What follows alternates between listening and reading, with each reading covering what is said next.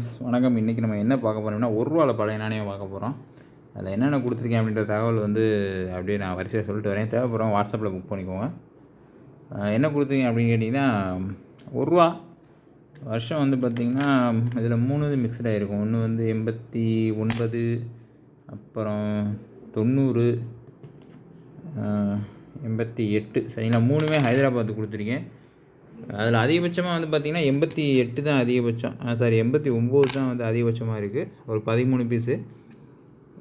88ல் ஒரு 5 பீஸ் இருக்குது. மற்றது எல்லாமே இதுதான் 90 தான். சரிங்களா, இது 3மே கலந்து கொடுத்துருக்கேன். 3மே கலந்து ஒரு 27 பீஸ் கொடுத்துருக்கேன். ஒரு பீஸ் ரூ. 15 மாதிரி கொடுத்துருக்கேன். தேவைப்படுறவங்க கால் பண்ணி புக் பண்ணிக்கோங்க. வாட்ஸ்அப்பில் புக் பண்ணிக்கோங்க. கண்டிஷன் பாருங்கள், நல்லா அதாவது யூஸ்டு தான். அதுக்காக ரொம்ப இது இல்லை. ஒரு சில காயின் மட்டும் தான், அந்த ஒரு காயின் மட்டும் கருப்பு காயினாக இருக்கும். சரிங்களா, கண்டிஷன் அதுதான். தேவைப்பட்டால் நீங்கள் க்ளீன் பண்ணிக்கலாம், இல்லை அப்படியே வச்சுக்கலாம். ஒரு பீஸ் ரூ. 15 கொடுத்துருக்கேன். இந்த இதுவுமே லேசாக அதை ஒட்டியிருக்கு பாருங்கள். ஸோ கண்டிஷன் இதுதான். 27 பீஸ் தான் இருக்குது. பெரிய லாட்லாம் கிடையாது. வெறும் 27 பீஸ் தான். ரூ. 15 ஒரு பீஸு. தேவைப்படுறவங்க புக் பண்ணிக்கோங்க.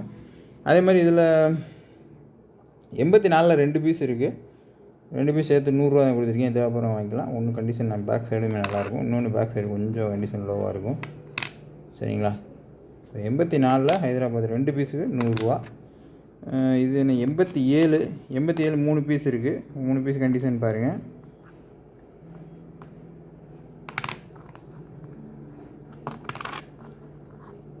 மூணு பீஸுக்கு பார்த்தீங்கன்னா ரூ. 150 கொடுத்துருக்கேன். சரிங்களா, அதே மாதிரி இது 91 ஹைதராபாத்து கொடுத்துருக்கேன். ரூ. 10. தேவைப்படம் வாங்கிங்க.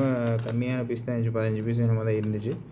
இதுவும் தேவைப்பட்டாலும் புக் பண்ணிக்கோங்க நண்பர்களே. ஷிப்பிங் சார்ஜஸ் எக்ஸ்ட்ரா வரும். கம்பெனியில் எடுக்கிறனால எடுத்துக்கலாம்.